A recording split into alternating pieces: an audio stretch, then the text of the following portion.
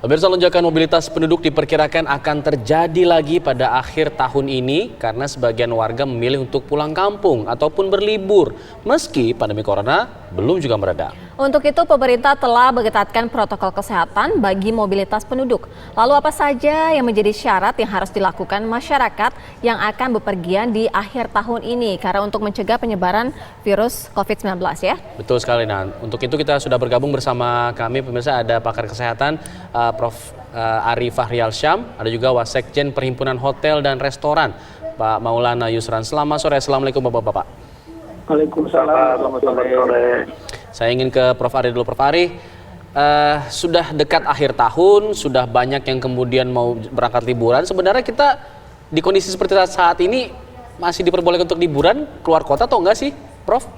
Ya, pertama begini ya, kita mesti melihat bahwa memang angka-angka psikologis jumlah kasus di Indonesia itu tembusnya itu memang setelah beberapa masa-masa liburan ya, liburan. Jadi misalnya liburan panjang ya, angka tembus 40.000, 100.000 ya, dan seterusnya begitu. Dan kita tahulah ketika ada acara-acara yang memang kerumunan itu cukup tinggi, itu juga akan berdampak kepada jumlah kasus yang meningkat. Jadi prinsipnya begini, apakah kan pertanyaannya liburan boleh apa tidak begitu ya. Nah kan ini kan pertanyaan kita kembalikan lagi kepada diri kita gitu. Apakah kita bisa nggak melaksanakan protokol kesehatan?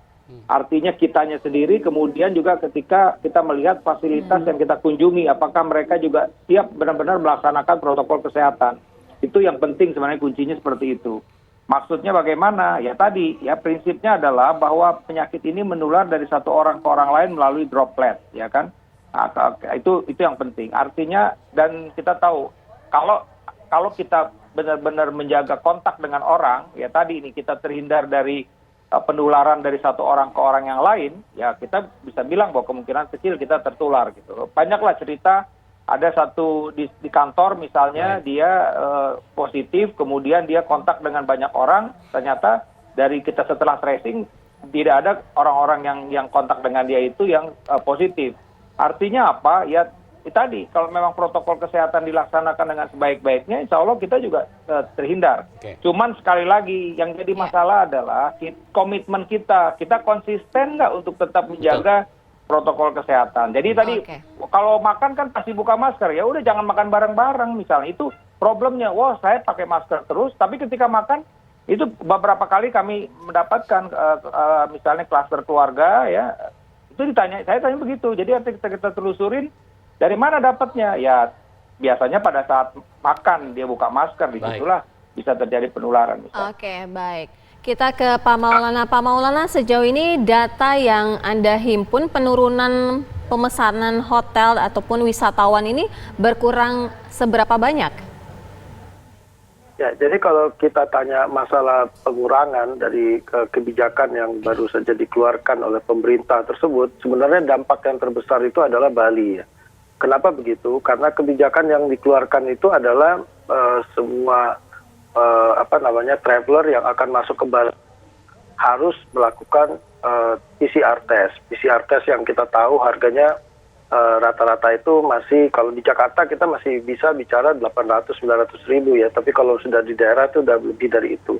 Nah kemudian yang lebih beratnya lagi itu waktu awal pertama kebijakan itu dikeluarkan itu adalah 2 hari. Itu yang paling utama. Nah namun walaupun sekarang sudah menurut 7 hari, traveler itu sebenarnya di awal statement itu sudah banyak yang melakukan cancellation. Alasan cancellation itu pertama adalah karena biaya yang cukup tinggi. Kalau mereka pergi cuma 1-2 orang mungkin nggak ada masalah ya. Tapi kalau mereka pergi berkeluarga, dan kita tahu momentum liburan ini adalah liburan keluarga akhir tahun. Pertama adalah liburan yang sudah dijanjikan pemerintah pada saat Lebaran digeser ke akhir tahun. Kemudian juga ada liburan Natal dan sekaligus tahun baru. Nah itu, kalau ditanya apakah data, kita masih dalam taraf menghitung ya, realnya ya. Tapi sekali lagi, yang kita lihat di sini yang terbesar adalah dari Bali, gitu Mbak. Baik Pak Maulana, tapi dengan adanya pengetatan protokol seperti ini, dari prediksi dari PHRI sendiri, apakah kemudian nantinya akan terus menurun jumlahnya atau kemungkinan ada kenaikan lagi, atau seperti apa dari prediksi dari PHRI? Tapi dijawab setelah jeda, kami akan kembali sesaat lagi, tetap bersama kami di Kabar Petang.